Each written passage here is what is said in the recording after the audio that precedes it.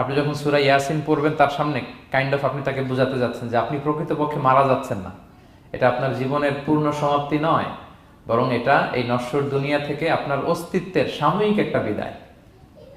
কেউ যে মারা যাচ্ছে, আমার দাদা আমার বাবা মারা যাচ্ছে, আমরা বিদায় দিচ্ছি, আজীবন হারাই ফেললাম নাকি তারে আমরা? মৃত ব্যক্তিদেরকে আশাব্যঞ্জক করার জন্য এই সূরার মধ্যে যে কথাগুলো বোঝানো হচ্ছে যে না, আবার আপনি উঠবেন, আবার জীবিত হবেন, আবার আমরা মিলিত হব, বিচারের মুখোমুখি হব, আবার আমরা জান্নাতে একত্রিত হব, আমাদের গেট টুগেদার হবে, আমাদের রিট্রিট হবে। মানে মৃত্যুর মধ্যে আমরা আনন্দ খুঁজে বেড়াই নাকি?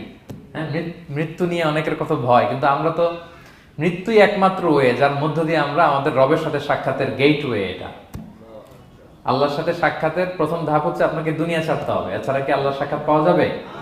যাবে না। এই জন্য মৃত ব্যক্তির সামনে আল্লাহর হাবিব সাল্লাল্লাহু আলাইহি ওয়াসাল্লাম রাহমাতুল লিল আলামিন মুহাম্মদ রাসূলুল্লাহ সাল্লাল্লাহু আলাইহি ওয়াসাল্লাম তিনি সূরা ইয়াসিন তেলাওয়াত। তাহলে সেন্ট্রাল থিম ক্লিয়ার সবার কাছে না? এবার আসেন কিছু প্রাইম লেসন, কোর লেসন সূরা ইয়াসিন থেকে। আমি সম্ভবত গত বছর আমার ভেরিফাইড ফেসবুক পেজ থেকে আমি 4টা লাইভ সিরিজ করেছি 4 ঘন্টার সূরা ইয়াসিনের উপর। আপনারা শুনবেন এগুলো, খুবই ওয়েল ডকুমেন্টেড ম্যানারে একাডেমিক ওয়েতে আলোচনা করেছি। যাদের সময় আছে শুনবেন এই লাইভগুলো।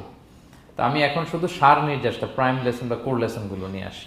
1 নম্বর লেসন হচ্ছে আল্লাহ তাআলা বলেছেন যে কোরআনের আয়াতগুলো একটার সাথে আরেকটা well connected, completely well knit, এটা ওয়েল প্রোটেক্টেড।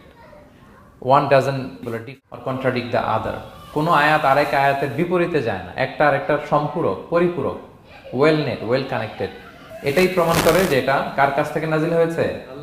আল্লাহ সুবহানাহু ওয়া তাআলার কাছ থেকে নাজিল হয়েছে। আল্লাহ তাআলা এটাই বলেছেন ইয়াসিন, তারপরে ওয়াল কুরআনিল হাকিম। হাকিম বিমানা মুহকাম, মানে কোরআনের আয়াতগুলো পোক্ত।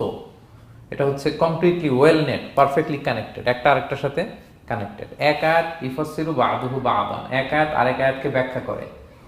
অনেক কথা কোরআনের এক জায়গায় সংক্ষেপে বলা হয়েছে, আরেক জায়গায় বিস্তারিত, এক জায়গায় ছোট করে আরেক জায়গায় বড় করে। কোন আয়াত আরেক আয়াতের সাথে কন্ট্রাডিক্ট করে